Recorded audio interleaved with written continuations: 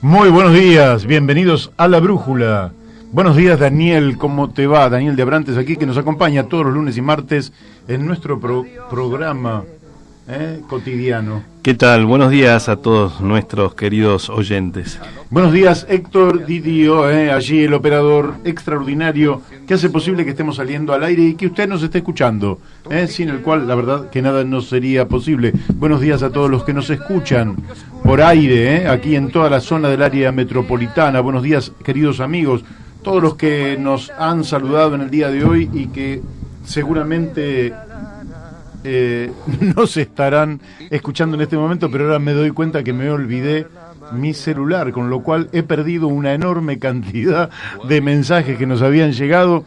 Y bueno, mala suerte que va a ser, me lo olvidé, me acabo de enterar. Buenos días a quienes nos están escuchando allí en Corrientes, por Radio Fénix 92.1 MHz, Corrientes Capital, y a nuestra queridísima Mónica Colunga. Y también a quienes nos escuchan en las alturas de la cordillera de los Andes, por donde pasó el heroico General San Martín, en Radio La Paquita, FM 88.9, Uspallata, Mendoza, y un abrazo para Gustavo Figini y Elvio Yadanza, que son los que hacen posible que se escuche allí este programa, este queridísimo programa. En un día bastante particular, porque es un día perfectamente de invierno, Ha salido el sol, estamos con una visibilidad espectacular. Otro día para disfrutar, pero disfrutar detrás del vidrio, sea del vidrio del coche, sea del vidrio de la pieza, del comedor, de la oficina o donde usted se encuentre, porque la temperatura que está tocando su pico máximo, quizás suba un par de grados más todavía, pero es de 9 grados. Es un día muy fresco, típicamente de invierno, nada para quejarse, el viento apenas 8 o 10 kilómetros por hora, y bueno, vamos a tratar de disfrutarlo y vamos a tratar de pasar un buen momento este día, 1 de julio de 2019.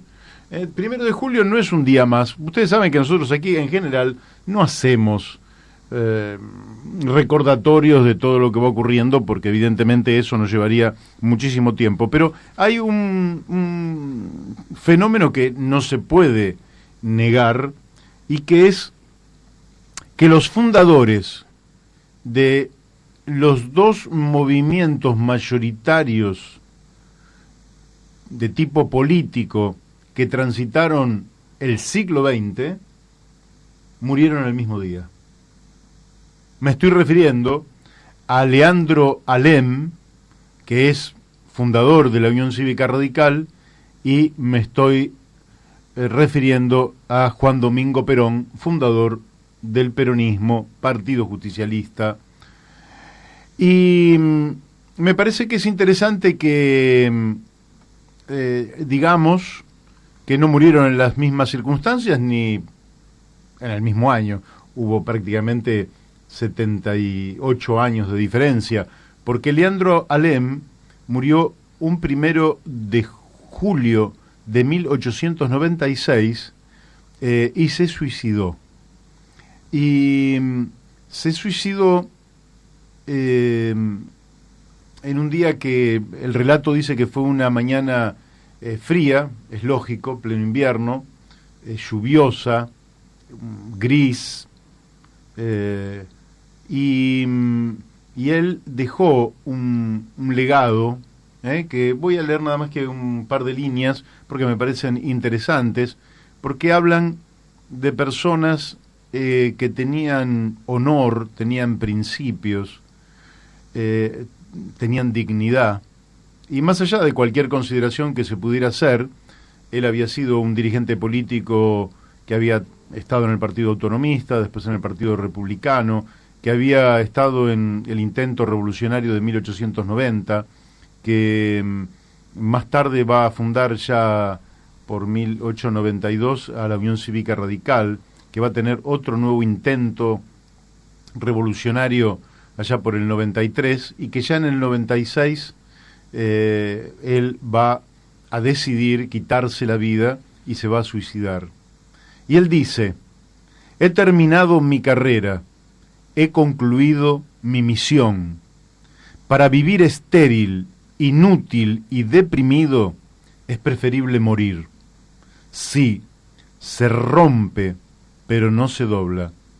He luchado de una manera indecible en los últimos tiempos, pero mis fuerzas, tal vez gastadas ya, han sido incapaces para detener la montaña, y la montaña me aplastó. He dado todo lo que podía dar, todo lo que humanamente se puede exigir a un hombre, y al fin mis fuerzas se han agotado, y para vivir estéril, inútil y deprimido, es preferible morir.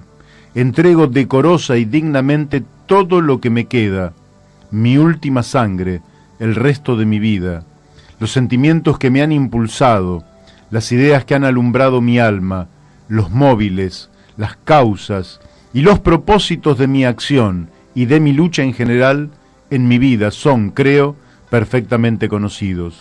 Si me engaño a este respecto, será una desgracia que yo ya no podré ni sentir ni remediar.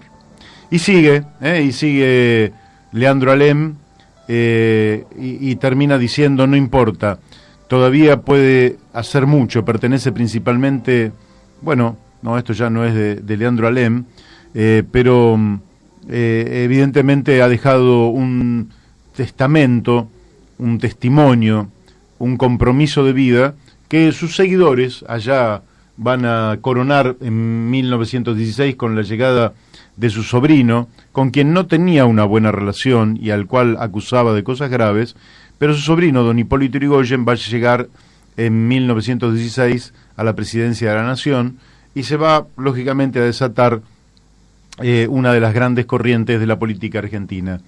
El otro gran muerto de un 1 de julio de 1974, así, respecto de este último, quiero decir que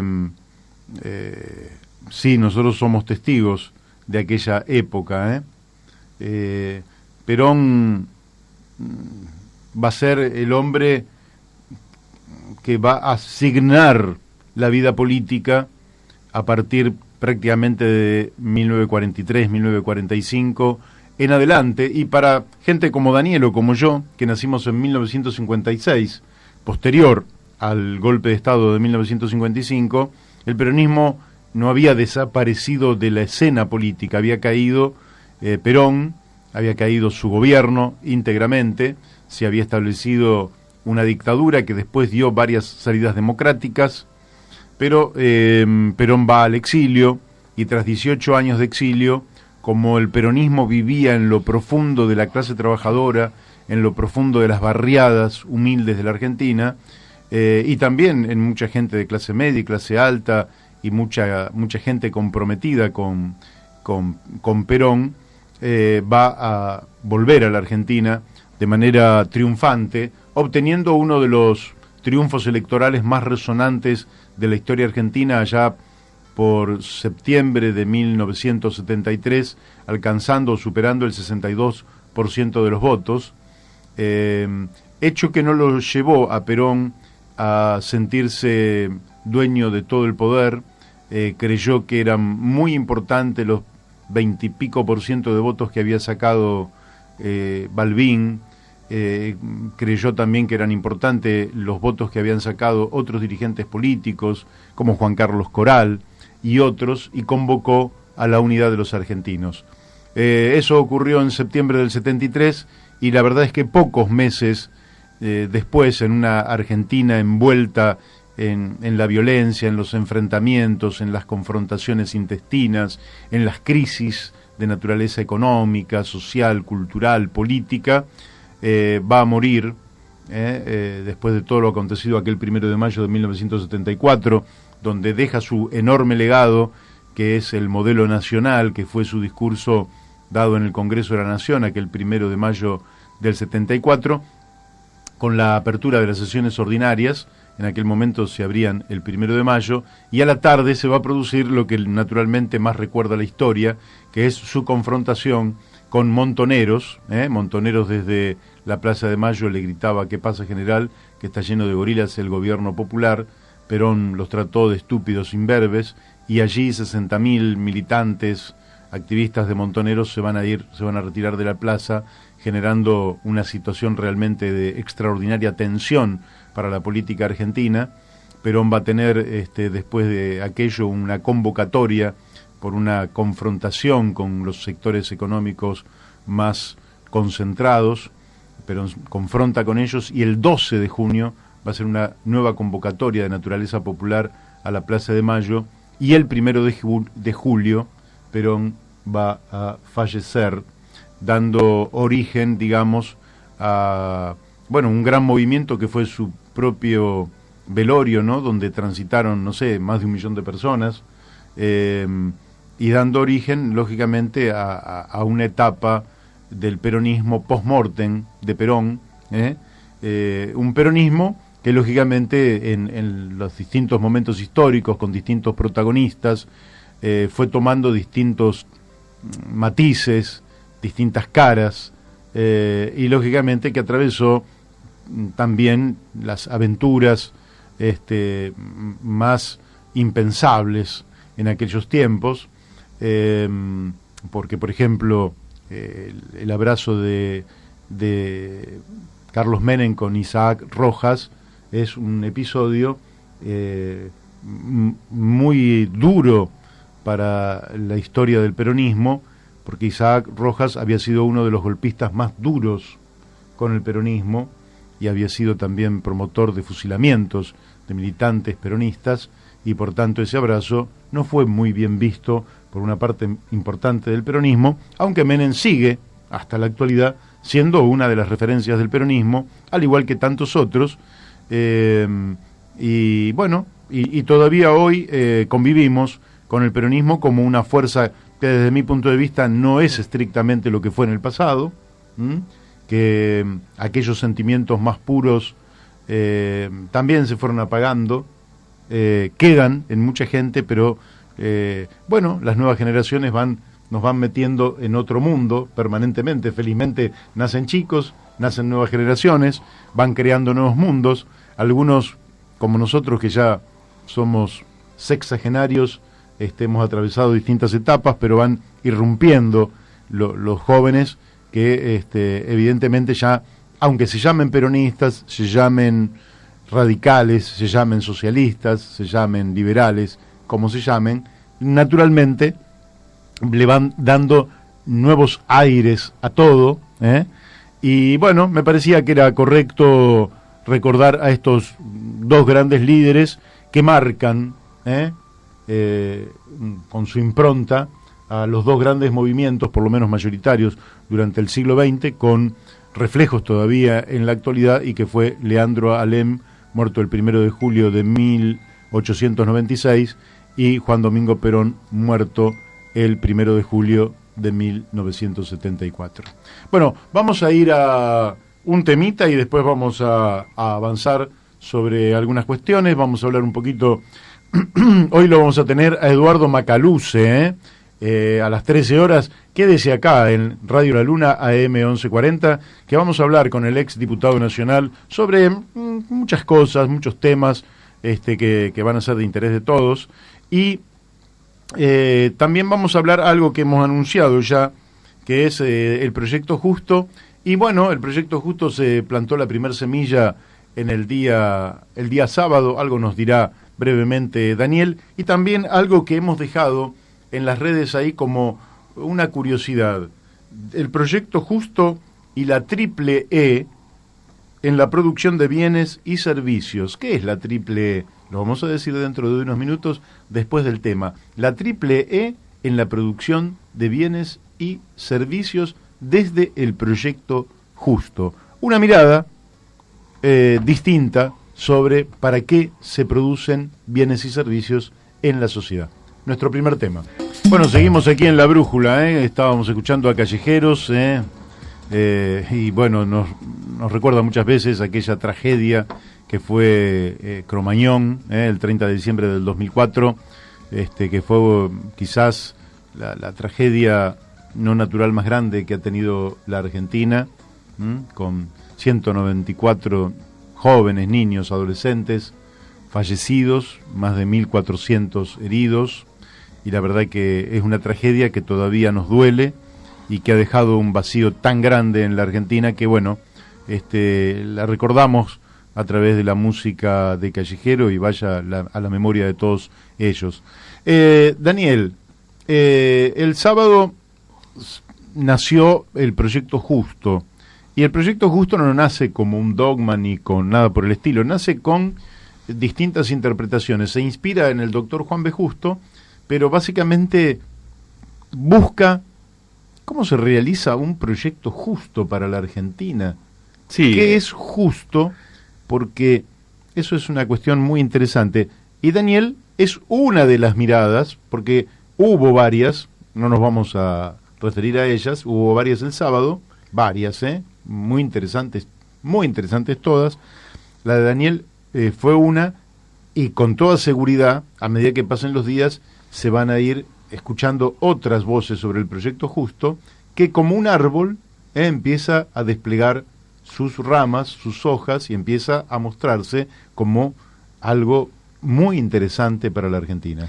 Sí, en esta necesidad de imaginarnos un proyecto político para la Argentina que viene, ¿no?, para los próximos años, nosotros pensamos que Volver a Justo era una fuente de inspiración muy importante. Y desde ese Volver a Justo, tratando de entender cómo miró Justo la Argentina a fines del siglo XIX y a principios del siglo XX, encontramos que su primera mirada tiene que ver con la cuestión humana, ¿no? Porque él llega a la política desde la medicina, ¿sí?, y golpeado en la medicina por una realidad muy dura de las clases trabajadoras argentinas, y a partir de su experiencia entiende que la solución es política, y a partir de ahí inicia toda su actividad política. Tomando esa referencia, nosotros creemos que cualquier proyecto político para el pueblo, para los próximos años en la Argentina, tiene un desafío principal, que es la pobreza y el hambre de nuestros chicos, ¿sí? 50% de los jóvenes y niños argentinos por debajo de la línea de pobreza es inaceptable, es algo que no toleramos, es algo que nos lacera todos los días. Y bueno, y nosotros creemos que ese problema, el problema de la pobreza en la Argentina, tiene, por supuesto, tiene una solución, y es más, tiene una solución con el tamaño actual de la economía argentina. No creemos que el problema pase porque la economía está golpeada, que está golpeada, ¿sí?, sino que pasa por un problema de redistribución de la riqueza en la Argentina, y ir a otra matriz distributiva distinta. Y ahí nosotros hacemos un mojón, decimos, bueno, en este punto, desde ya hace bastante tiempo, estamos planteando la necesidad, ¿sí?, de ir hacia un esquema de ingreso básico universal. Ingreso único básico universal, renta ciudadana, bueno, tiene muchos nombres. Se está ejecutando en algunos países, por ejemplo en Estados Unidos, en Alaska, se está ejecutando, se está discutiendo en California, se está discutiendo y se hicieron algunas experiencias en los países nórdicos, pero la Argentina además tiene una necesidad de resolver este tema. Y bueno, ya hemos hablado en esta audición mucho sobre el ingreso básico, y creo que vamos a tener que seguir hablando porque es un tema que hay que explicar para que se entienda bien, ¿sí?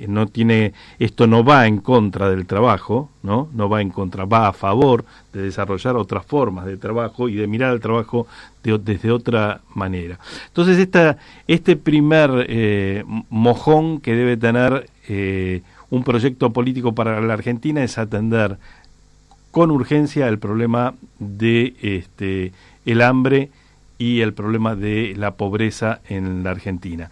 Por supuesto, yo lo resumí en 4 puntos básicos. El segundo me parece que tiene que ver con un proyecto educativo y un proyecto que incorpore la educación de nuestro pueblo y junto a un proyecto científico-tecnológico. O sea, eso tiene que ser una unidad, ¿sí?, que arranca desde los primeros años y que termina en la generación de ciencia aplicada, ¿sí? Todo eso es un proyecto que le pone rumbo a la Argentina, que dice, hacia allá vamos, ¿sí? En el siglo del conocimiento y en el siglo de la comunicación, hacia dónde queremos ir. Bueno, tenemos que definir eso. Un tercer mojón que debemos resolver y que es fundamental es el tema del Estado en la Argentina. Durante muchos años una cantinera liberal nos quiso vender la idea de que achicar el Estado es agrandar la nación. Y hoy mismo escuchamos muchas voces que dicen que el problema de la Argentina es el tamaño del Estado. Y la realidad es que si lo comparamos con otros estados del mundo y con los países más desarrollados, veremos que la Argentina, es más, tiene un estado relativamente mediano, de mediano a pequeño, si lo comparamos con los estados nórdicos, y bastante parecido a lo que puede ser el estado en proporción, ¿no?, de Estados Unidos o de muchos otros países desarrollados. ¿Cuál es el problema del Estado? El problema del Estado no es su tamaño, tiene que ser grande porque lo exige el mundo actual, ¿sí? El Estado es un gran ordenador de la actividad y de la vida en la sociedad contemporánea. El tema es que tenemos que ir hacia un Estado más eficiente. Y todo esto, este es un tema muy interesante para discutirlo hoy con nuestro invitado Macaluce, que viene de una militancia muy activa en el ámbito del Estado y la educación. Si nosotros no creemos que tengamos que ir a un proceso de achicamiento del Estado, sí creemos que hay que ir hacia un proceso de reconstrucción del Estado, de un Estado más eficiente y puesto al servicio del pueblo. Y finalmente yo planteaba un cuarto eje, y siempre comento que nosotros tenemos un mapa en escala 1:1 de la Argentina, que lo primero que llama la atención es que al mirarlo uno descubre que la Argentina es un país bicontinental. No solo ocupa una parte de su territorio en el continente americano y otra parte de su territorio en el continente antártico, pero además tiene una de las plataformas marítimas más importantes del mundo, lo que hace que el territorio de la República Argentina sea un territorio de los más grandes del mundo. Digamos, si tomamos el territorio solamente del continente americano, Argentina está, creo que en el 8º o 9º lugar, pero si incorporamos la Antártida y la plataforma marina, vamos a estar probablemente dentro de los 5 países más importantes del mundo a nivel de extensión. Y es un país desértico, es un país deshabitado, es un país que requiere replantear la ocupación territorial de su geografía, ¿sí? Tenemos, como todos sabemos, concentrados en la capital federal y el Gran Buenos Aires alrededor del 38% de la población nacional, y esto es un despropósito con todos los problemas que esto nos genera, y está ahí esperando ese territorio hermoso, rico, con inmensas capacidades, está esperando que la Argentina desarrolle un plan de ocupación territorial que le dé una sustentabilidad más importante. Recordemos que hubo el único intento interesante en los últimos 30 años fue el planteo del presidente Alfonsín de trasladar la capital a Viedma. Lamentablemente no se concretó, pero yo creo que hay que repensar el territorio. Entonces, estos cuatro ejes, desde mi punto de vista, deberían ser el centro de un programa de transformación para la Argentina en el próximo decenio. Bueno, perfecto. Teníamos ahí un llamado que supuse que podrían ser de algunos amigos, pero bueno, les recuerdo a todos que me olvidé, les recuerdo que me olvidé, es mi celular, que es con el que me comunico permanentemente a través del WhatsApp y donde me llegan todos los mensajes, que lógicamente siempre elegimos algunos para pasar, pero donde muchos oyentes se comunican con el programa y nos va permitiendo un intercambio que en este momento no lo vamos a poder hacer. Sí me gustaría informarles que en el día de mañana vamos a tener la visita de un amigo, dirigente, gremial, dirigente político, tipo de principios, tipo que fue diputado en la Ciudad de Buenos Aires, que es Fabio Basteiro.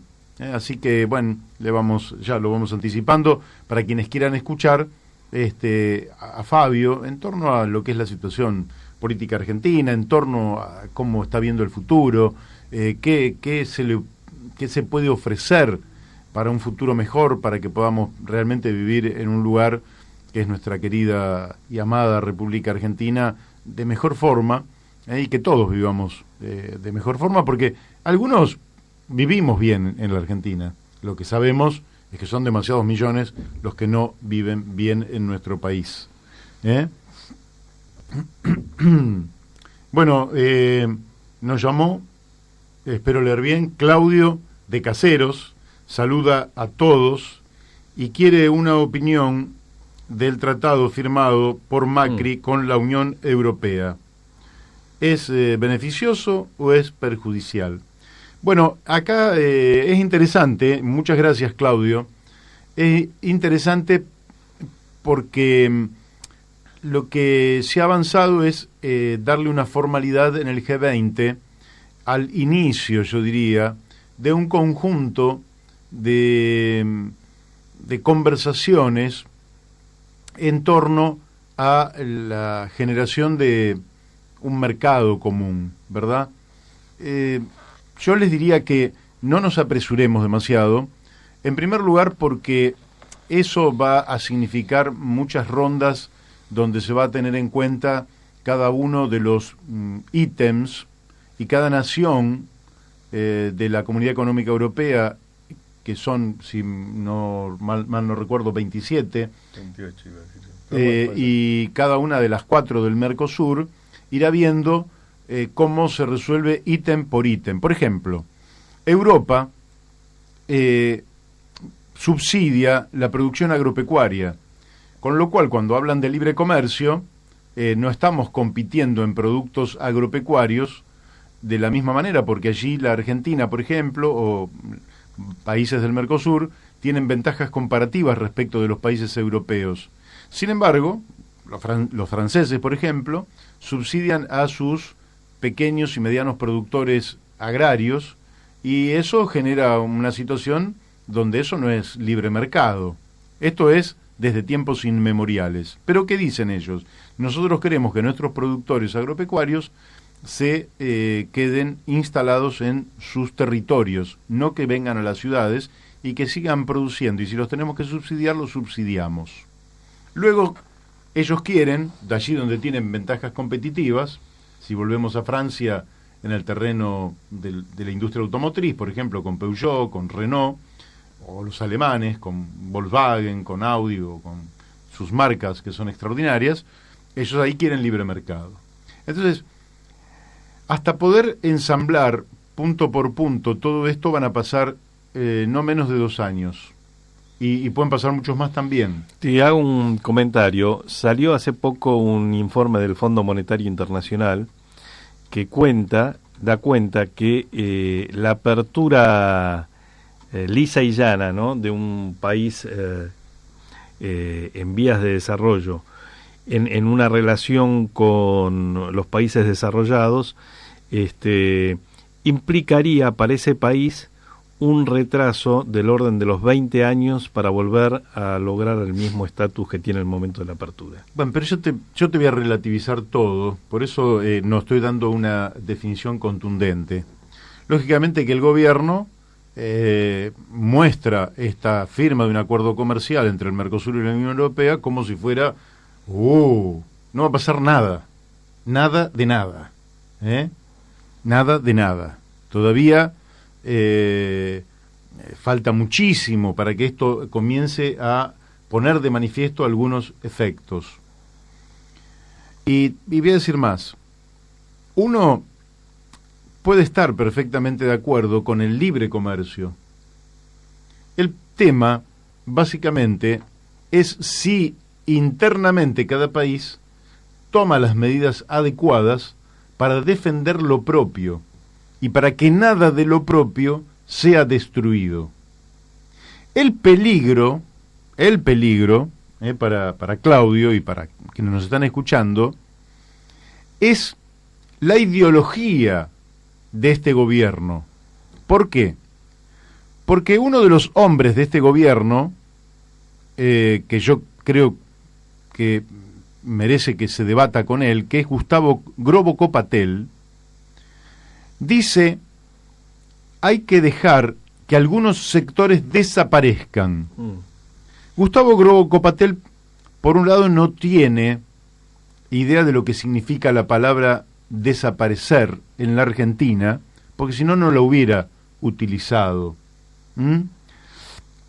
Pero él no dice hay que ayudar a todos los sectores que están atrasados tecnológicamente en su nivel de organización, en su acceso a los servicios, en esta competencia difícil que se le hace al empresario argentino por la presión que tiene de carga impositiva, por las dificultades en el transporte, por los costos de la logística, en fin.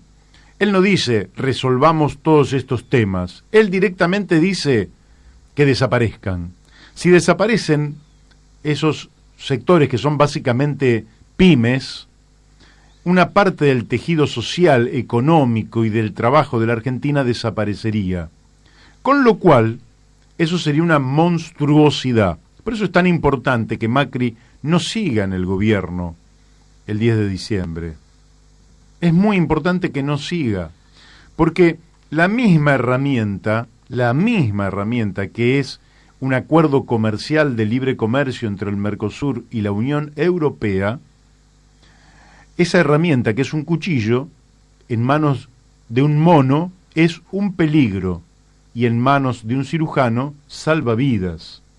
Por eso las herramientas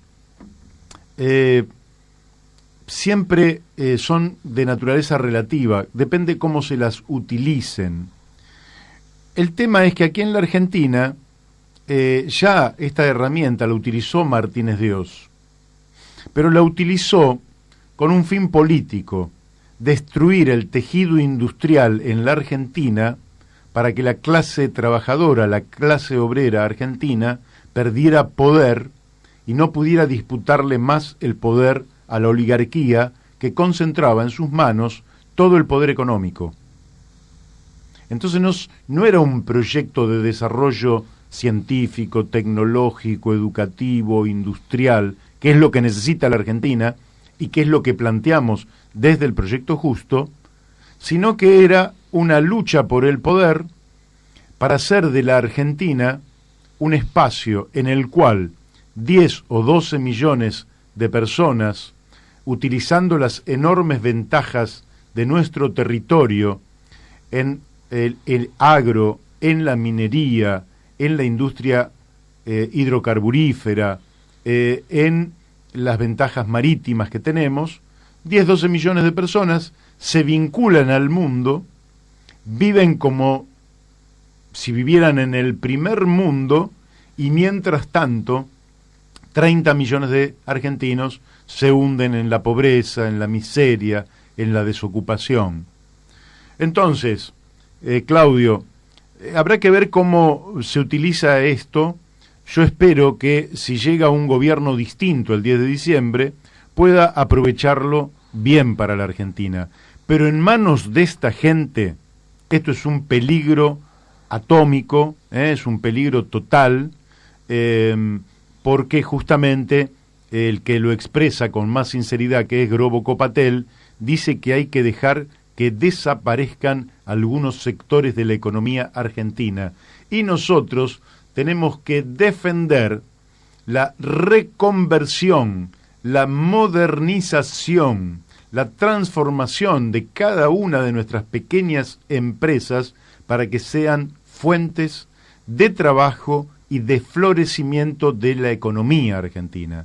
Es decir, son dos miradas completamente distintas y creo yo que nada depende de este acuerdo, sino de cómo se utilice este acuerdo, que en términos generales uno podría decir que está bien, porque todos estamos porque haya un libre intercambio de bienes y servicios en el mundo, pero a ese intercambio, a ese tránsito de bienes y servicios y a esa liberalización del capital financiero, nosotros también le querríamos sumar la liberalización del libre tránsito de las personas, para que no existan más lo que pasa en Europa, que ellos hablan ahora de libre comercio, pero cuando los inmigrantes quieren llegar, miles de inmigrantes se mueren en el Mediterráneo tratando de llegar a las costas europeas, huyendo muchas veces de la miseria del África, y los europeos tienen en esos sentimientos xenófobos. Por eso relativizo todo y digo, esto depende de cómo se lo aborde, puede ser una cosa buena o puede ser una cosa desastrosa. Bueno, Daniel, íbamos a seguir un poquito con el tema del proyecto justo, pero no los queremos agobiar a nuestros oyentes. Quiero decirles sí que anoche escuché un pedacito del programa de La Nata, no sé si viste algo.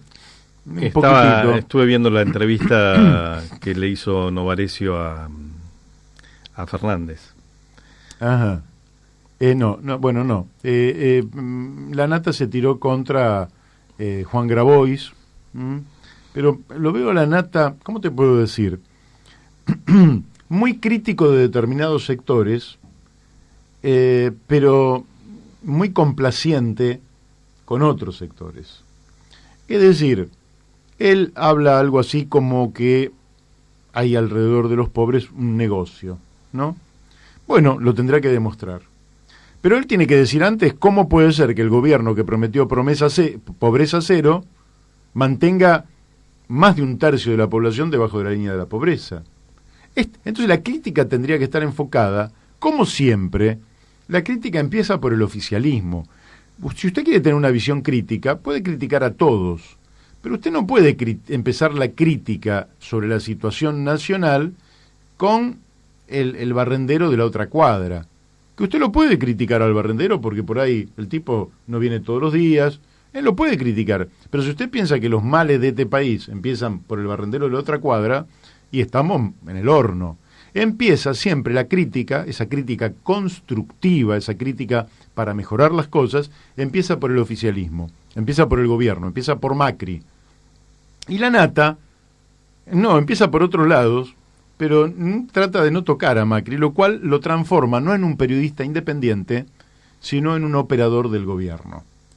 Y es un papel triste el que está haciendo La Nata, que es un tipo muy talentoso, muy inteligente y con una capacidad de comunicación extraordinaria, pero que ha equivocado el servicio. Él no tiene que servir al poder, él no tiene que servir a los ricos. Él en todo caso puede tener una actitud independiente, cosa que hace tiempo ha perdido Jorge La Nata, y esto es triste. Bueno, aquí están abiertos también, si alguien quiere llamar en un sentido o en otro lo puede hacer, pero no podía dejar de referirme a esto que hemos visto anoche y que es parte de la puja electoral, de la puja política. Hay temas en todos lados. El Partido Obrero aparece con una división interna. Qué raro, porque en general eran un partido muy, muy homogéneo, pero dicen que, en el Comité Nacional del Partido Obrero hubo una acusación muy fuerte contra Jorge Altamira y Marcelo Ramal, Marcelo Ramal, que lo hemos tenido por este micrófono, y que la verdad que fue un muy lindo reportaje, y y aparentemente quienes son las autoridades más relevantes del Partido Obrero en este momento, Néstor Pitrola, Romina del Pla, candidata a vicepresidenta del Caño, de Nicolás del Caño, Gabriel Solano, que serían los que han ganado la conducción del PO, acusan a Jorge Altamira y Marcelo Ramal, como que, en fin, como que le son funcionales al kirchnerismo porque plantean que se tiene que ir Macri o cosa por el estilo.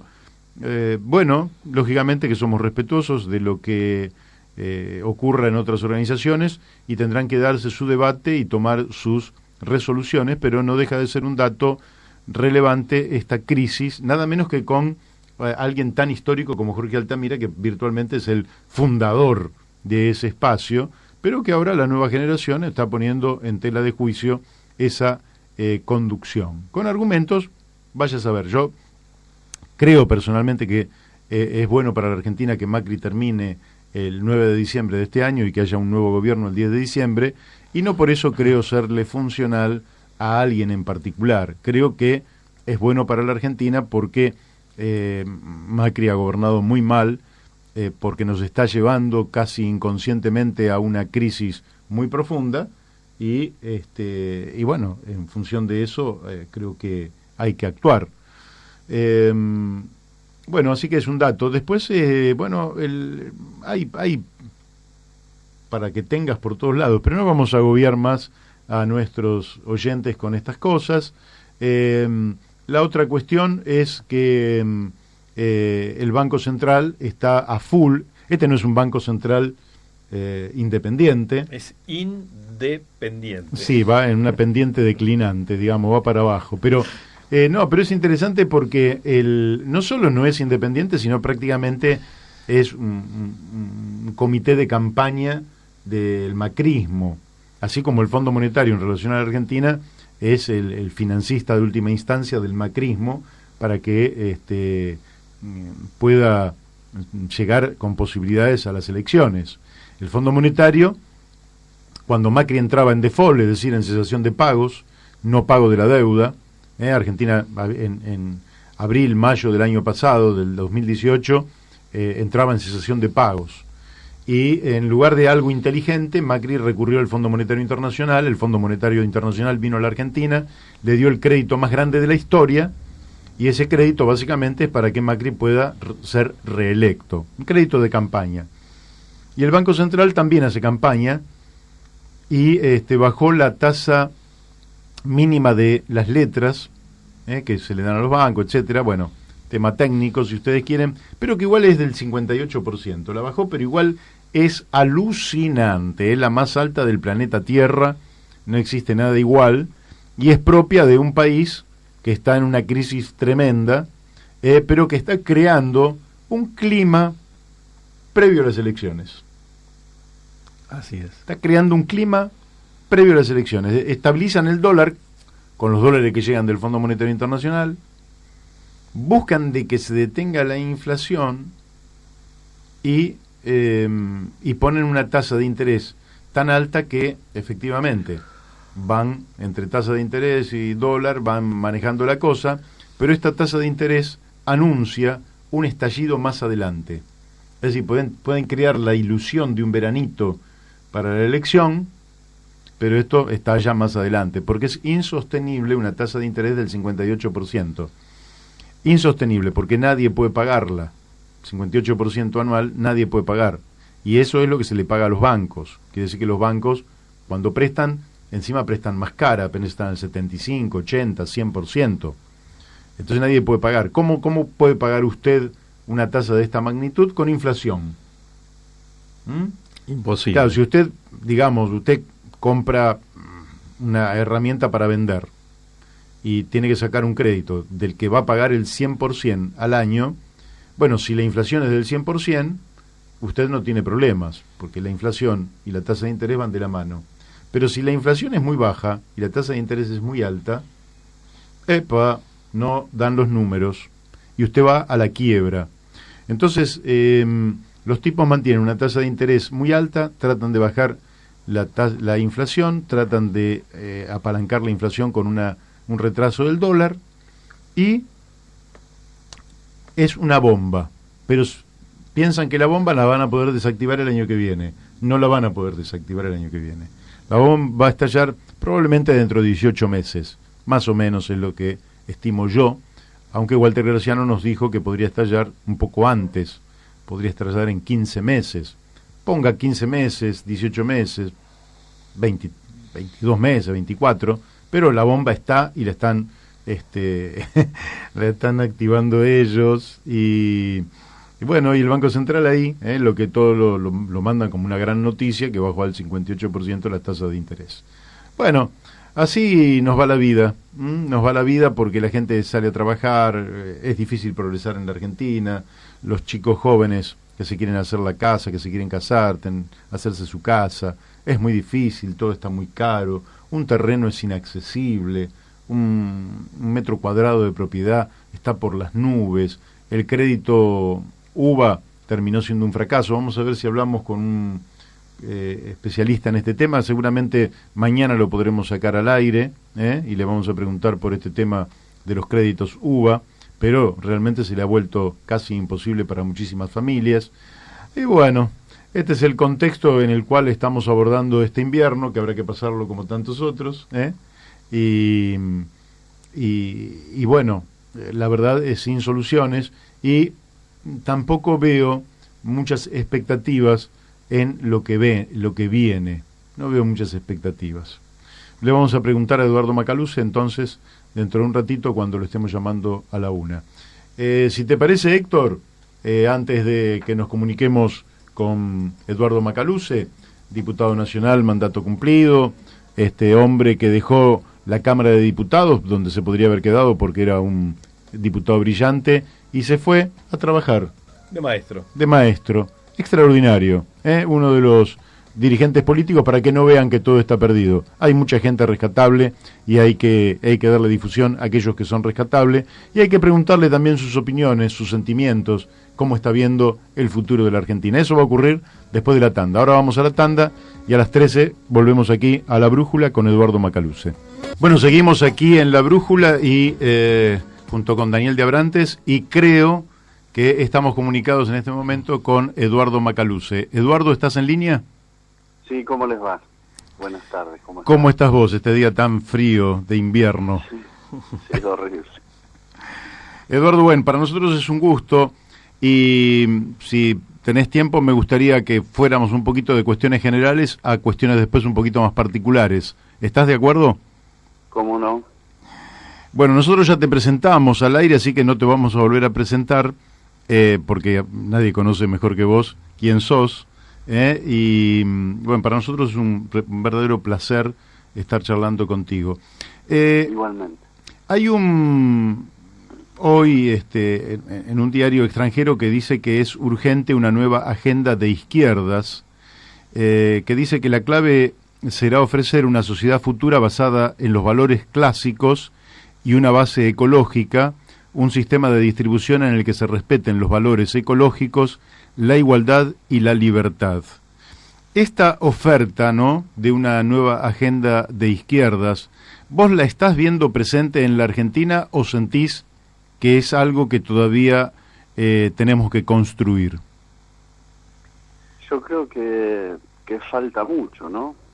En realidad hubo intentos desde hace mucho tiempo, pero es evidente que se han cometido muchísimos errores, porque cada vez que la gente la población tiene que definir con su voto, terminan habiendo opciones donde muchos votan o el mal menor o votan por quien no quieren que gobierne. Y eso implica que quienes buscamos una alternativa en los términos en que vos lo estás diciendo, no hemos podido o no hemos sabido, o las dos cosas, desarrollar una alternativa que tenga fuerza en el conjunto del pueblo. ¿Y cómo pensás vos que se puede encarar, porque alguno de nosotros lo está buscando también desde hace años, o no hemos podido o no hemos sabido, pero ¿cómo pensás vos que se puede encarar esto de cara, no a las próximas elecciones, de lo cual vamos a hablar después, sino un poquito más, más hacia adelante? ¿Cómo pensás que se puede encarar? Es difícil y es complicado. Creo que hay que tratar de unir voluntades, tener una agenda clara. Me parece que hay muchos tópicos que no se profundizan. En general, lo que veo es que en la dirigencia se resuelve en los términos inmediatos del presente, pero con los libros de hace muchísimos años atrás. Muchos de nosotros nos hemos formado leyendo libros que dan cuenta en muchos casos de la realidad, pero en otros están hablando de una sociedad que ya no existe más o que está dejando de existir. Claro. Eso implica que nos tenemos que sentar a leer, a estudiar, a ver las perspectivas del mundo, qué es lo que se está discutiendo en el mundo. Hoy, por ejemplo, hay claramente una guerra no solo comercial, sino en muchos términos, una guerra por el espacio, una guerra militar, una guerra por las finanzas, y en general casi todos los países están tendiendo a replegarse. Argentina acaba de firmar un acuerdo para abrirse con la Unión Europea, es decir, estamos varias décadas atrás de lo que está pasando en el mundo. Y eso significa y muestra que hay una dirigencia que no está discutiendo lo que está ocurriendo hoy, sino que se mueve por ahí por supuestos ideológicos, moviéndose como el mundo se movía hace 20 años.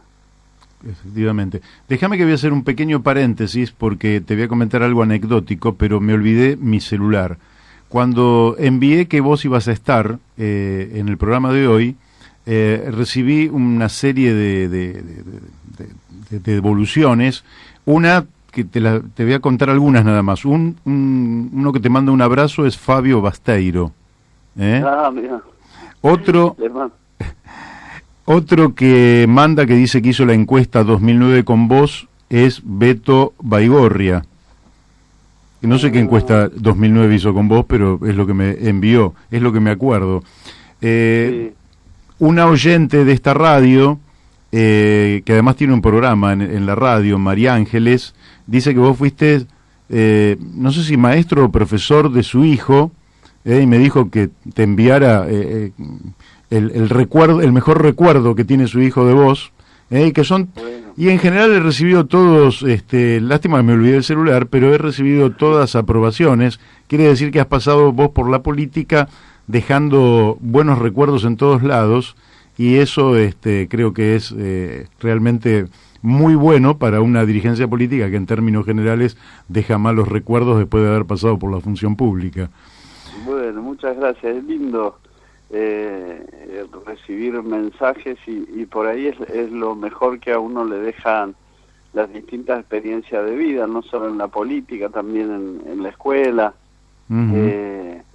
Yo creo que es bueno que por donde uno haya pasado deje un buen recuerdo. Eso me parece importante, y tal vez es más importante eso que dejar un recuerdo político, digamos, medio libresco. Claro.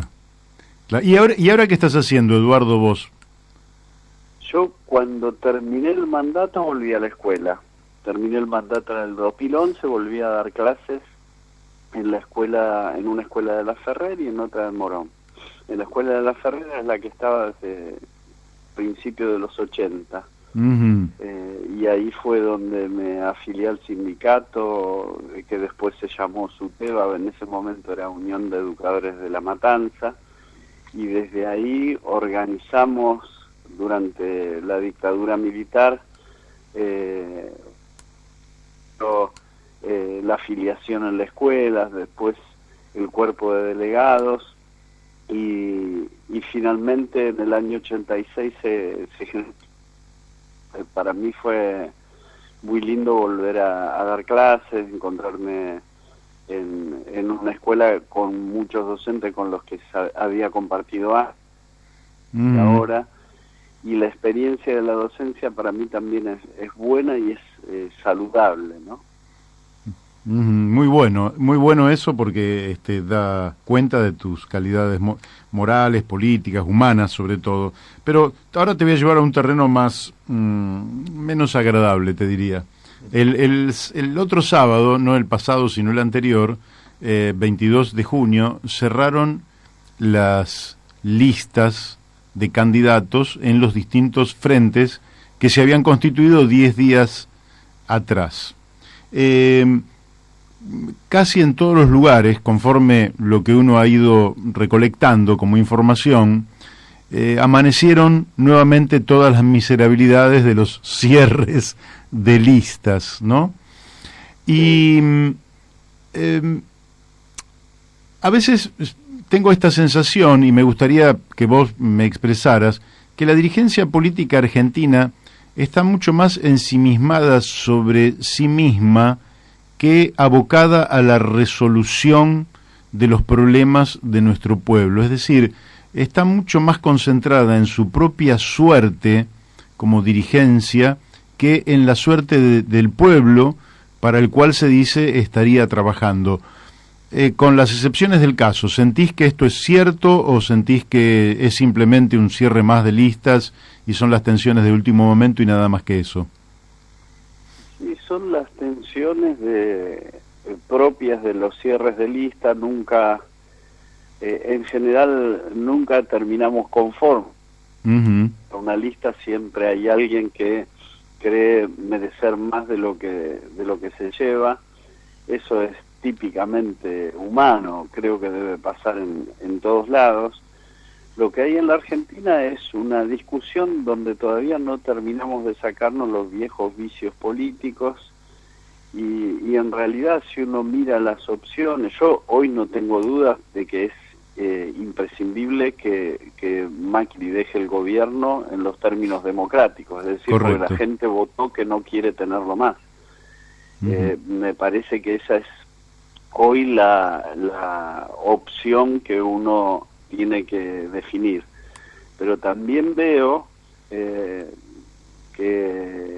no se resuelve en los términos de generar algo diferente, sino en general moviéndose con las premisas de la vieja política, ¿no? Es probable que se logre el objetivo de que Macri no gane, cosa que me parece muy bueno. Así es. Pero después,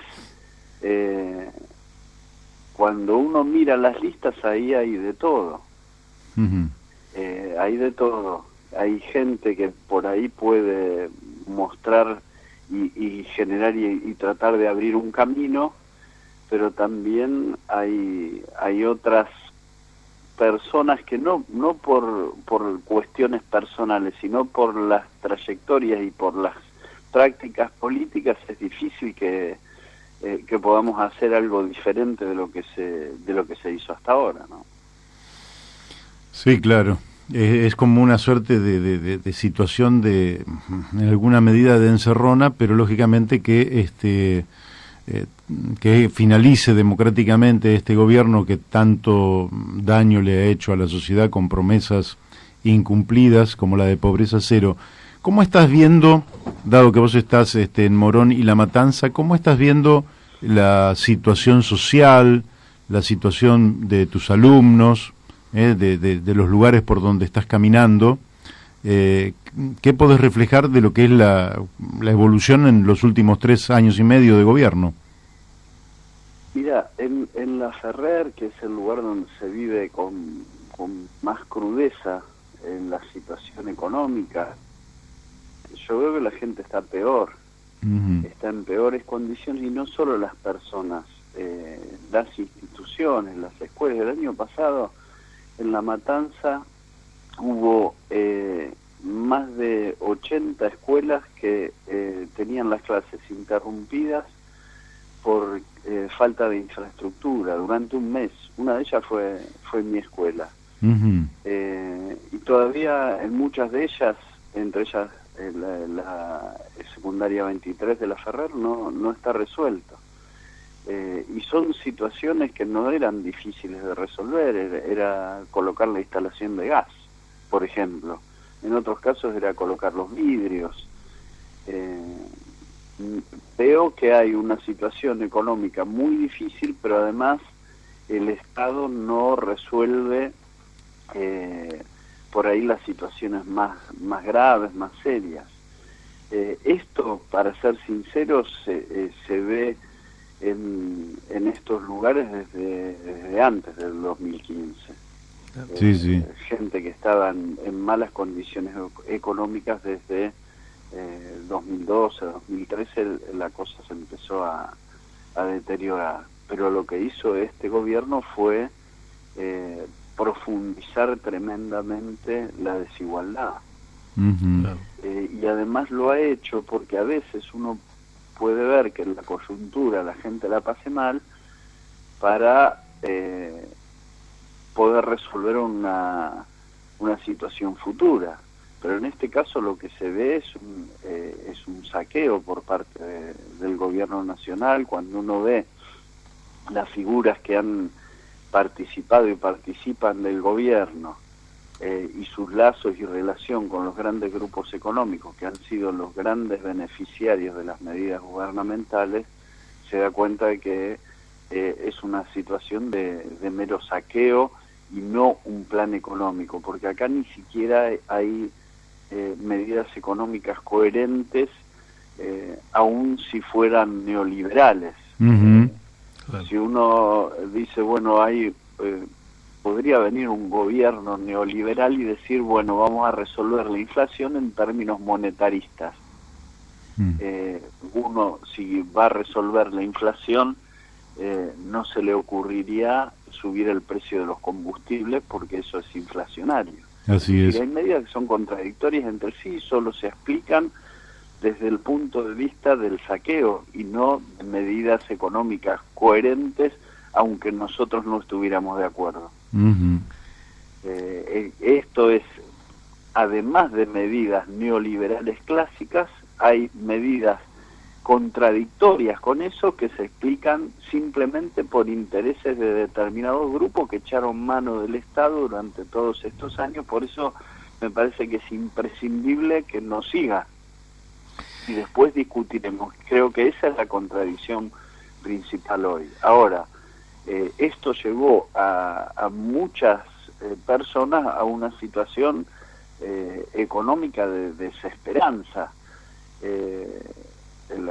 Bueno, basta comprender los televisores, aun cuando hay una protección mediática de los grandes medios al gobierno, aún ahí se logra ver en qué estado está el país, las pymes, los pequeños comercios, los sectores medios, y ni hablar de los sectores más humildes, ¿no?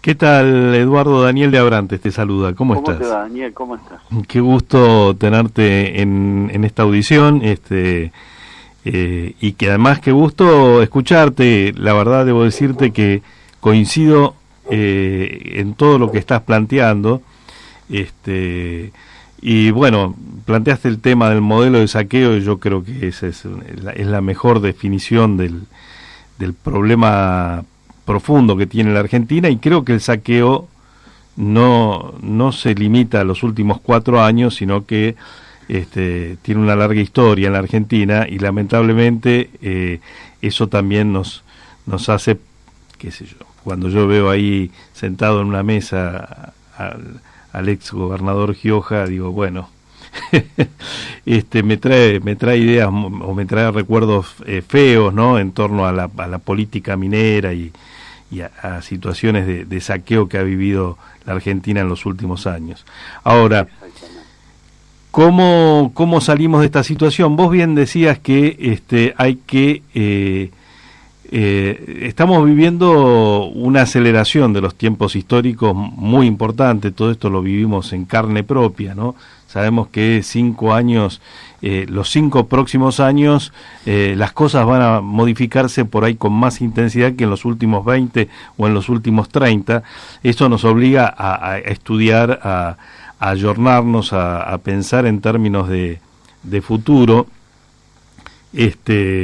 Y vemos que, por otro lado, que la discusión política en Argentina atrasa no solo las medidas que toma un gobierno conservador como el que estamos viviendo, sino la discusión política en general, ¿no? La izquierda no está presentando una renovación adecuada en sus ideas, en sus planteos.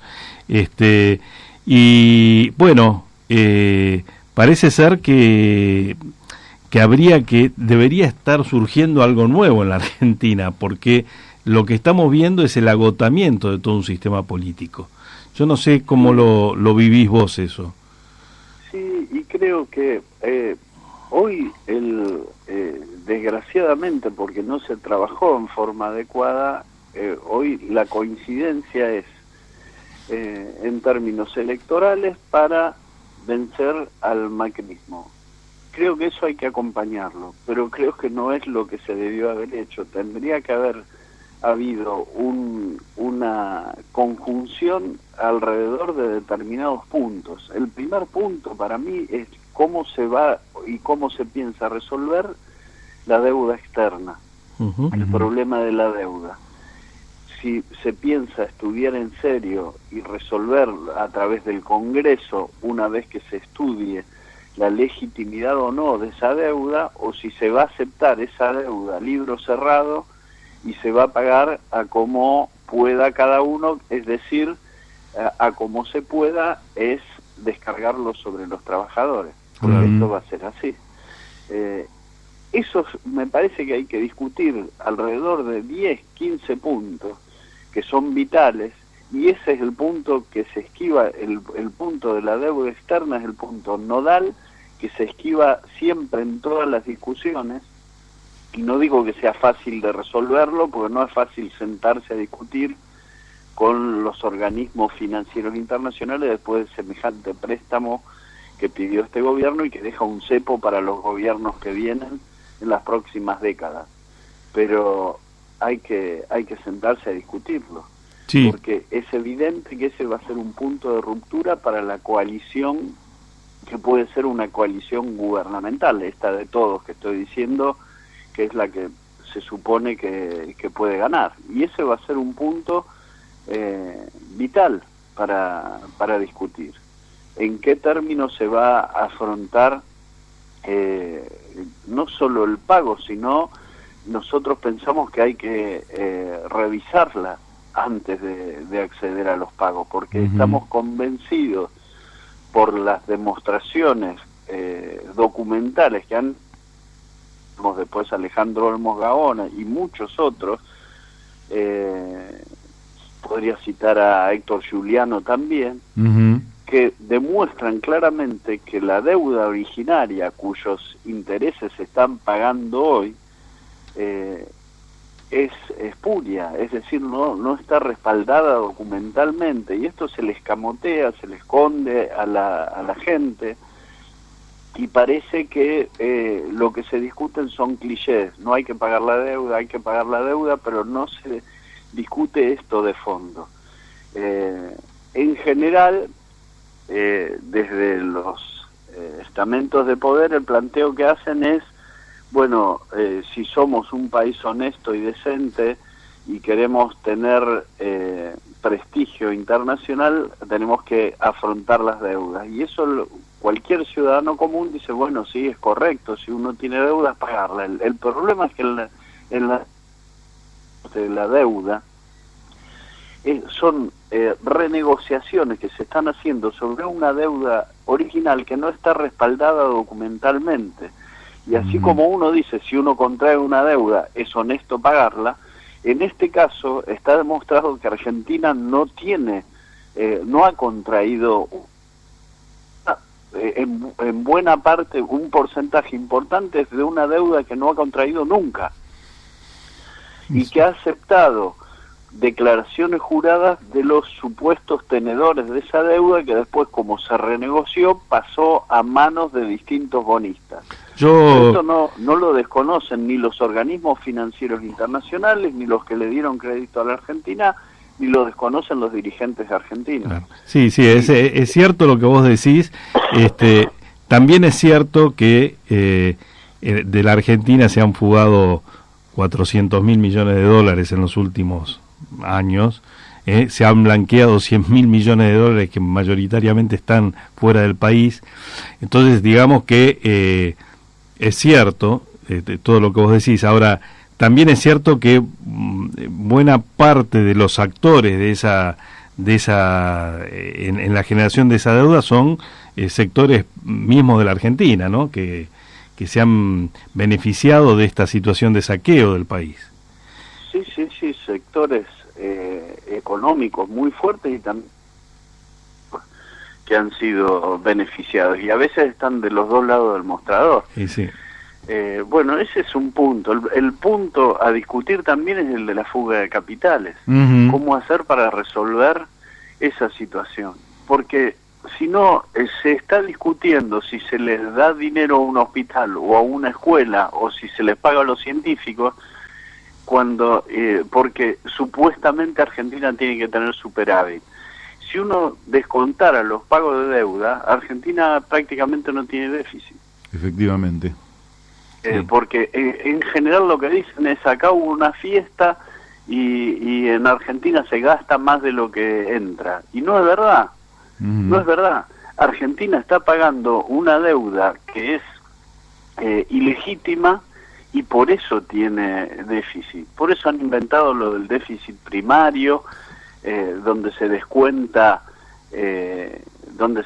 la deuda que se está pagando, y prácticamente excluyen a la deuda externa de la contabilidad en términos políticos, porque no lo hacen en términos reales y económicos. Pero se genera una ilusión en la gente, como que se gasta en Argentina más de lo que se ingresa, cuando en realidad podríamos vivir correctamente si se administrara bien. Correcto. Ahora me gustaría hacerte una consideración política, porque coincido también plenamente.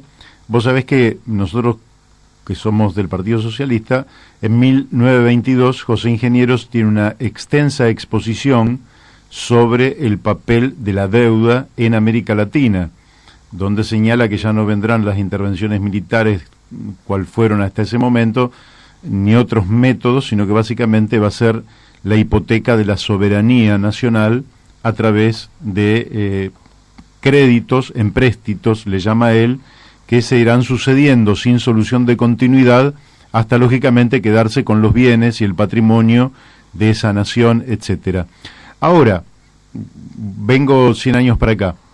El que tiene más probabilidades de llegar al gobierno, por fuera de Mauricio Macri, es Alberto Fernández, que al mismo tiempo fue un hombre muy vinculado a Domingo Cavallo. Y Domingo Cavallo es uno de los hombres, esto no te lo digo para que reflexionemos juntos.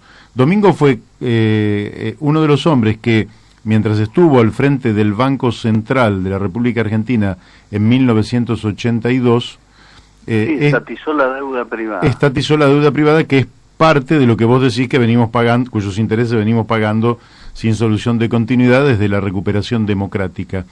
Exactamente. Ahora, defensor de lo privado, que supuestamente él planteaba, en términos ideológicos, él planteaba que al productor, a los grandes productores privados, cuando en realidad él hizo hacer cargo al Estado argentino de la deuda que habían tomado grandes grupos económicos a través de los seguros de cambio. Bueno, ¿Y ahora cómo ves? Eso hay que revisarlo. ¿Y vos pensás que Alberto...? Por eso digo que en esta coalición, que para mí es importante que se le gane a Macri, que Macri no siga gobernando, para mí es muy importante, no me parece una cuestión menor. Pero van a surgir estas contradicciones, ni bien yo creo que antes de que se comience a gobernar. Ajá. Porque Bien. va a haber que tomar decisiones respecto de la deuda. Hoy la deuda es tan grande en términos del PBI que en el primer año va a haber que tomar decisiones alrededor de esto. Entonces, lo que queremos discutir es si se va a tomar una decisión soberana y de fondo, o si se van a ir pateando los problemas hacia adelante hasta que los problemas estallen. Claro. Este es un tema, y lo que, si me preguntas qué me parece que va a pasar, es lo segundo y no lo primero, desgraciadamente.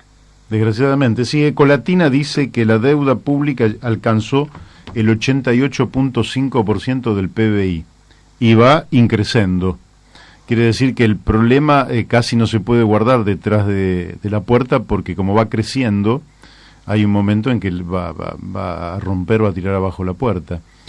¿Y qué otra cosa pensás vos sobre la que con estas restricciones económicas que seguramente van a ocurrir, o sea, se van a mantener constantes durante los próximos 2 años, ¿qué pensás que se puede avanzar en terrenos como el educativo, científico, tecnológico, al cual de una u otra manera estás vinculado por el área educativa?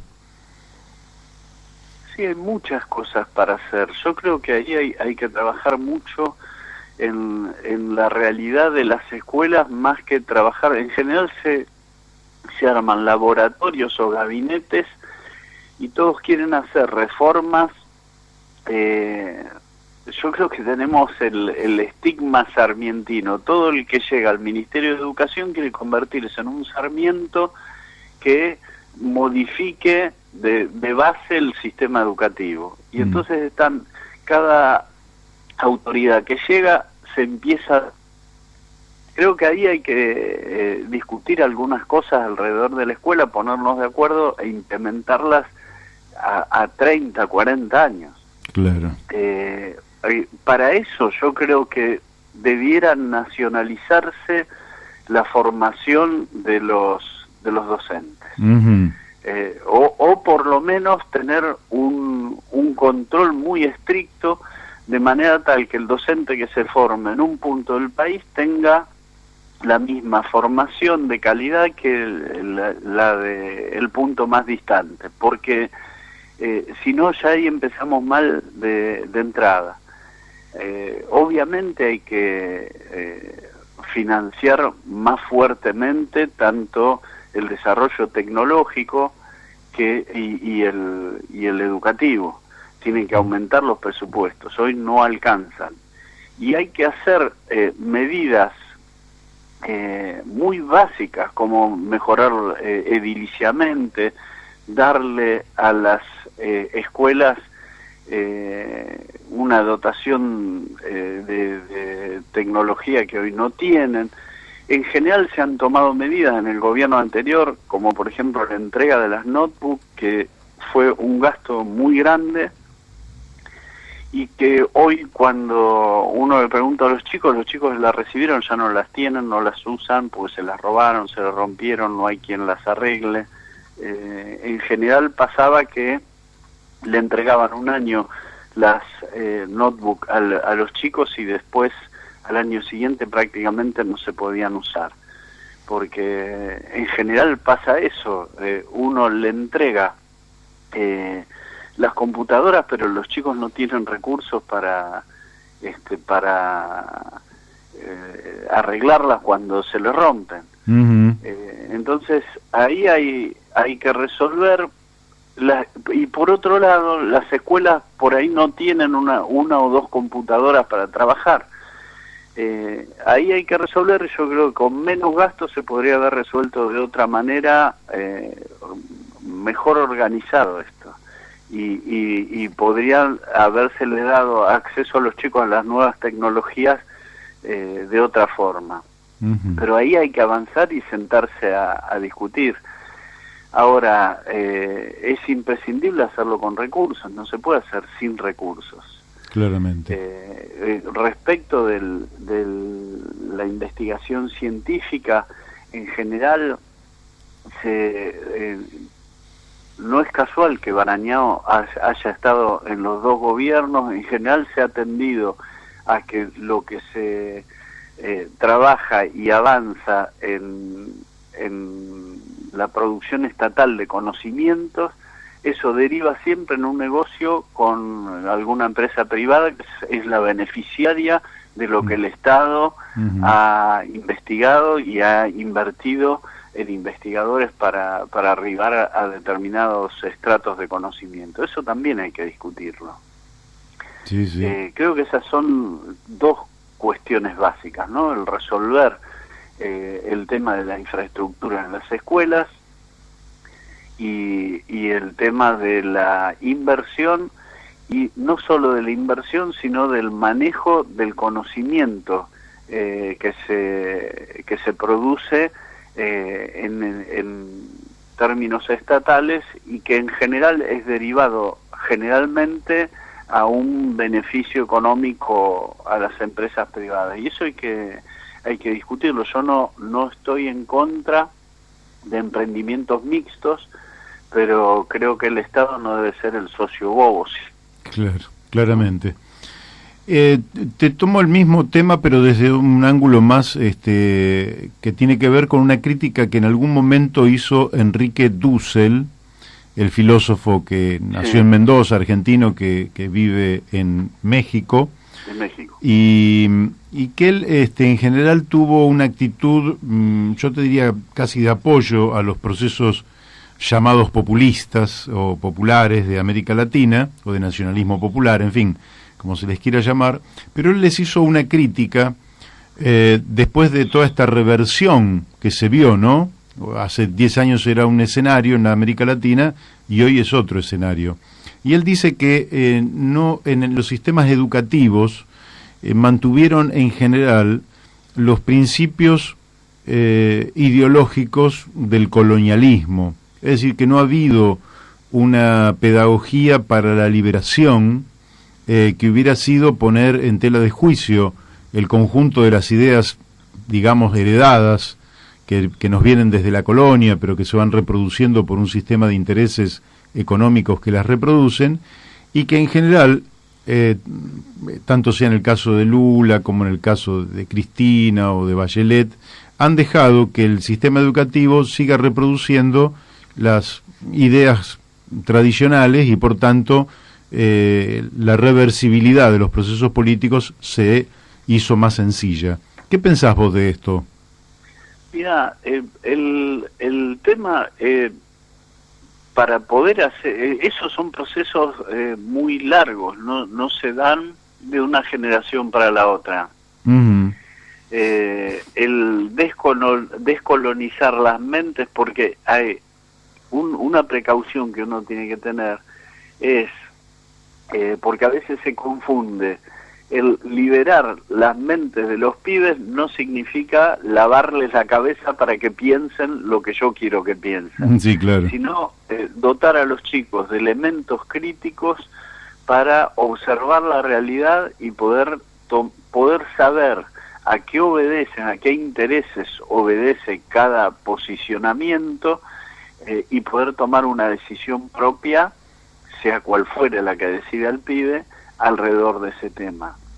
Y eso implica modificaciones que no se den de un día para el otro en la educación. Yo creo que más en la docencia hay más en la docencia que en la dirigencia burocrática, digamos, de las autoridades educativas. Hay una conciencia de eso, y hay una búsqueda, que no siempre esa búsqueda es sistemática, pero hay una búsqueda en las escuelas sobre cómo darle a los chicos elementos para que sean ciudadanos críticos, y eso me parece que es bueno, y creo que se va a ver en algunos años, y creo que se puede llegar a notar también en las decisiones que se tomen alrededor de los temas que no solo sean educativos, sino de los temas políticos, económicos, sociales, culturales. Pero esos son procesos que se dan muy lentamente, no se dan de un día para el otro, ¿no? Sí, claramente. Perfecto.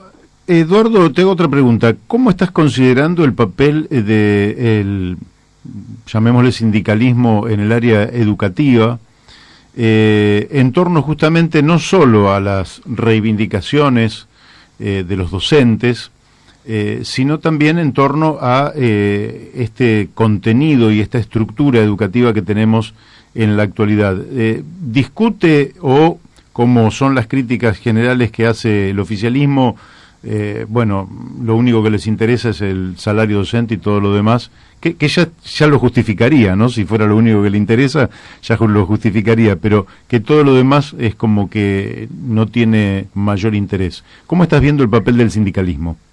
Bueno, por empezar, no es unívoco. Hay dentro del sindicalismo docente muchas corrientes. Lo que tienen en común es que los dirigentes de todas esas corrientes viven como los maestros.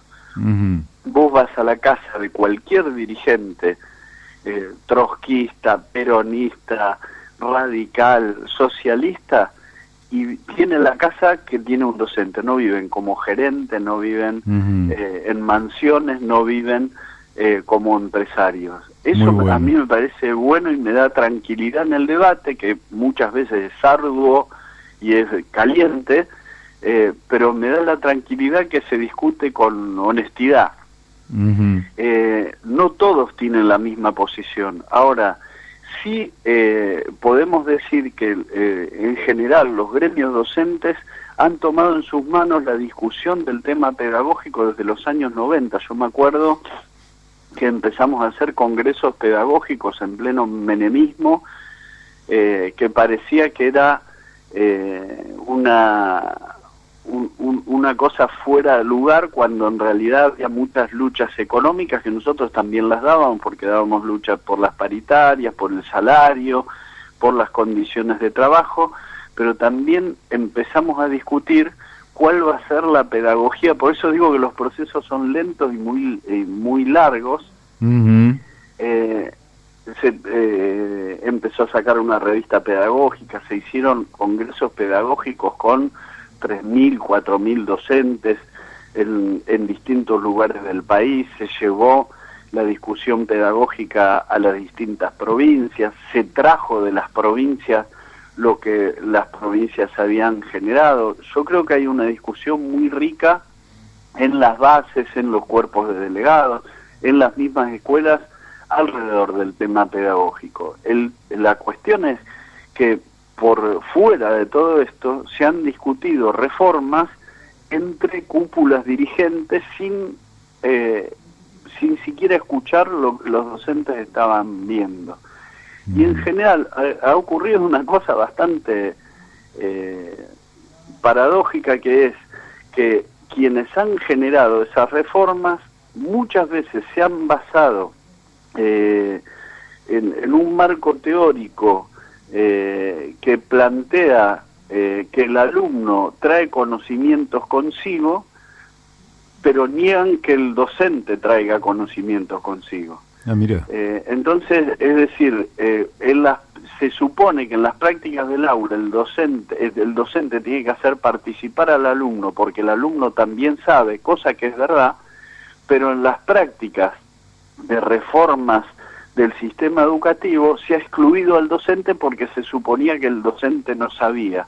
Es decir, eran constructivistas para el alumnado y conductistas para la docencia, cosa que me parece que es contradictoria y que ha generado mucho daño en las escuelas, porque en general las reformas han venido como paquetes que los tiran desde un paracaídas en la escuela y caen ahí, libros, etcétera, sin que tenga real encarnadura en lo que se estaba discutiendo en cada una de las escuelas. Y esto me parece que es lo que tendría que tomar un gobierno que quiera realmente hacer modificaciones serias en la educación, que son, yo creo que son más micromodificaciones alrededor de temáticas, de prácticas, para poder ir estando a la altura de esto que en las escuelas es una inquietud. No es que el docente sea un tipo al que le da lo mismo que el pibe aprenda o que no aprenda. Hay discusiones sobre qué estrategias tomar. Lo que habría que hacer es orientar, el llevar fundamentos teóricos, hacer una devolución de esto, hacer un seguimiento, permitir que se hagan experiencias piloto en algunas escuelas, revisar qué sucede con eso. Yo creo que hay un debate muy rico hay muchos docentes que además, independientemente de su carrera docente, están yendo a estudiar a universidades para mejorar y responderse esas preguntas. Y eso el sistema no lo reconoce, pero se está dando, y creo que las autoridades que puedan generar una conexión entre estos debates y las decisiones que se tomen pueden hacer mucho bien al sistema educativo. Bueno, Eduardo, nos dejas el ánimo más alto del que teníamos, así que yo creo que es un buen momento para agradecerte esta intervención. Tampoco nos queda tanto tiempo. Nosotros tenemos la esperanza de que en los próximos meses puedas venir acá al piso a algún programa. ¿Cómo no? Bueno, la verdad es que son todos aportes los que haces vos y, digamos, miradas muy lúcidas, de manera que, y además yo te considero un amigo, aunque nos vemos por ahí cada muerte de obispo, pero la verdad es que un placer y te agradecemos muchísimo este tiempo que nos has destinado, que tiene un gran valor para nosotros. Al contrario, yo les agradezco a ustedes, les mando un abrazo grande y les mando un abrazo también a Fabio y a todos los que mandaron mensajes, se los agradezco mucho. Bueno, se los transmitiremos. Gracias, un fuerte abrazo. Chao, Eduardo. Chao. Bueno, hemos hablado con Eduardo Macaluce, docente, como ustedes habrán visto, diputado nacional y mandato cumplido, y que volvió después de que no buscó un puestito, con lo cual demuestra que no todos son iguales y que las personas que tienen una actitud honesta, una actitud ética, moral, de compromiso con la sociedad, merecen que las resaltemos, porque en última instancia, sin idealizarlos, son las personas en las que nos debemos reflejar y que sirven de ejemplo para los chicos. Como hemos hablado muchísimo y hemos llenado todo el aire de palabras, vamos a descomprimir un poquito y vamos a pasar un tema y ya nos vamos a la última etapa del programa.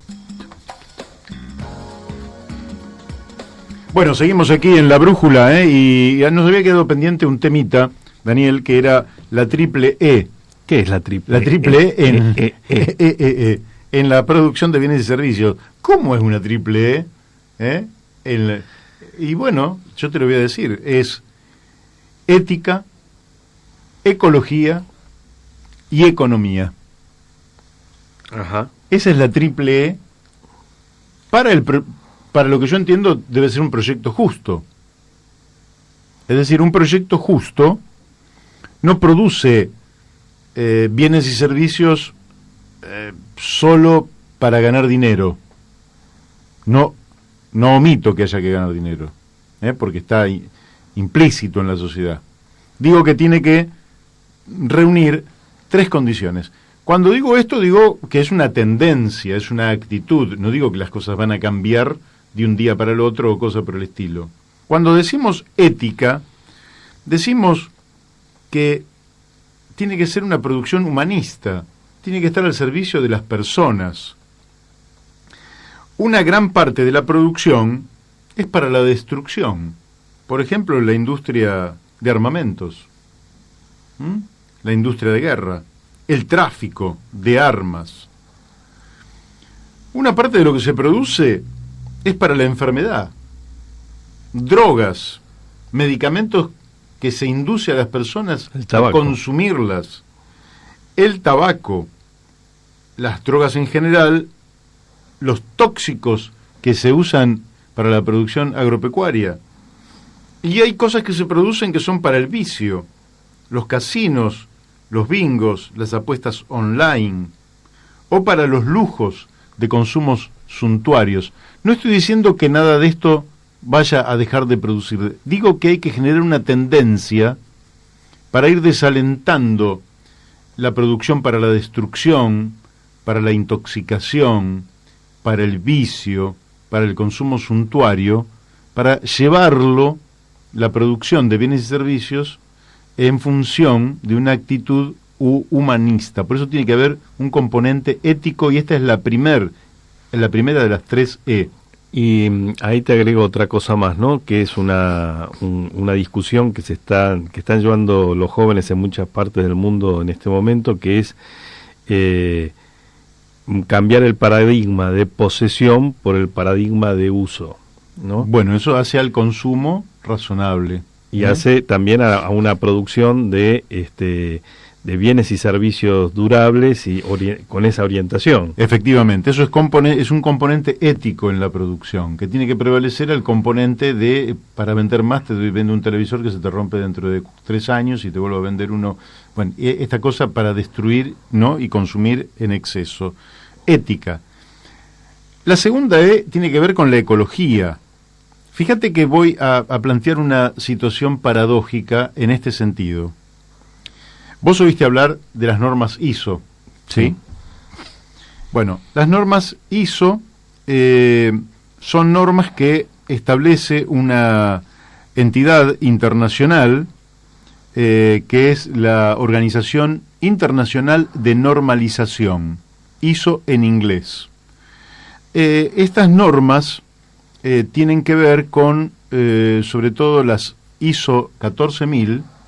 La gente todos los días no sabe qué es la norma, pero son normas que cualquier industrial conoce, cualquier emprendedor conoce, porque básicamente tienen que ver con si usted va a poner una industria, por ejemplo, la tiene que certificar con el sistema de gestión ambiental, mediante el cual las empresas reciben un certificado.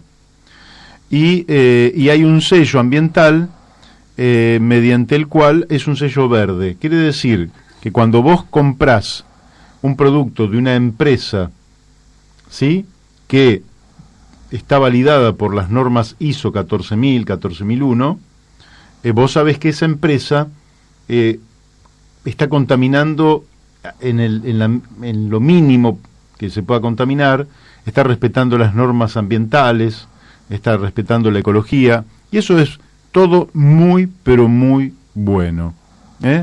Y esto es un avance que se dio desde hace algunas décadas, no más, no hace tantos años.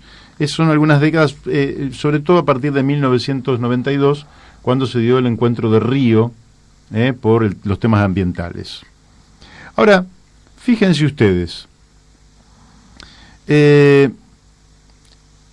esto es para las empresas privadas, pero da la impresión de que el sistema hace descuentos mayoristas. Es decir, si lo que haces está dentro de una pequeña empresa, ¿no? Por ejemplo, vos estás en una empresa que tiene un galpón de 10 metros por 40 metros, o de 10 metros por 30 metros, y contaminás, puede venir el Estado y puede hasta clausurarte, cosa que está muy, pero muy bien. Ahora, si vos haces fracking, es decir, destruir la roca sobre millones de hectáreas en vaca muerta, contaminando millones y millones de litros de agua, ¿no? Y encima generando fallas geológicas cuyas repercusiones ignoramos, es decir, que es 10.000 veces más contaminante que lo que pueda contaminar alguien en un taller de 10 metros por 30, ahí ya no te hacen nada. Te hacen si vos contaminás poquitito, ahí te cae el Estado con todo su peso. Pero si vos contaminás ahí en el fracking, si vos, por ejemplo, Daniel, el fabricante de esa ley inversa funciona para muchas cosas. Robate una gallina o... Pero yo te voy a dar otras. Yo vendía en la ferretería venenos Hortal, ¿no? Que venía Sí. en frasquitos de 60 centímetros cúbicos, 120. Entonces vos lo tirabas en un hormiguero y las hacías pelota porque tenía pentacloro. El Estado lo prohibió porque era muy tóxico. Muy bien, de nuevo, muy bien. Pero si en cambio vos derramás en fumigación millones de litros de glifosato sobre los campos, sobre las poblaciones, sobre las escuelas, ahí te hacen descuento por mayorita, ahí el Estado no hace nada. Si vos cortás el árbol que está frente a tu casa en la vereda, el Estado viene y te aplica una multa tremenda y está muy, pero muy bien.